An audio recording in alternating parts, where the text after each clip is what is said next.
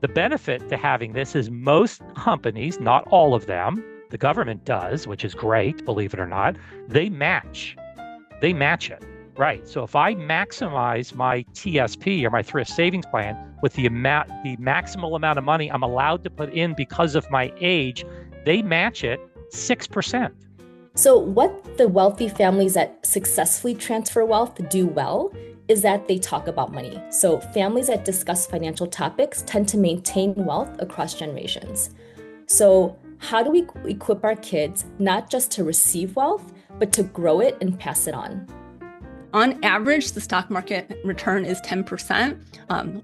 We've had much higher returns over the last decade or so, but the idea is if you can't get back as much from paying off your debt as you would investing, then you want to pay off that debt. We have to learn to pick the right investment that makes sense for us. And we're going to discuss this a little more, why some make sense. It all depends on the level of involvement you want in the investment. Your business quadrant is where you have active businesses. So this is where your practice may sit. This is where you may have another business. And then your risk investments, the one that really causes you risk is if you own real estate. The best indicator of wealth is to ask yourself, if I don't go to work again another day, how long can I support the lifestyle I have now? That's the best indication of your wealth. And so this is the difference, right? On the screen, you kind of see a breakdown. Active investing means that you are doing all the work. So you're finding the properties, you're managing them, you're dealing with the problems, you're dealing with tenants.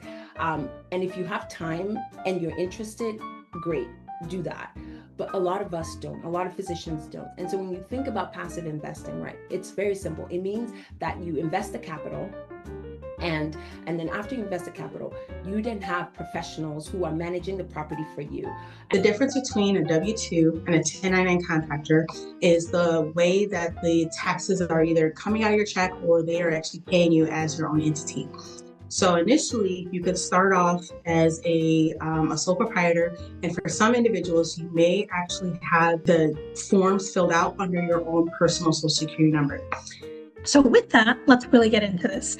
So angel investing, as I said, is when an individual, who's known as an angel investor, uses their own personal money to invest in early stage companies or startup companies. This is much better for people that aren't a day-to-day trader because you actually have a bucket of stocks, you're well diversified, and you don't even have the opportunity to do day trading where you may actually lose your money that much quicker. So this is more of a long-term investing mindset.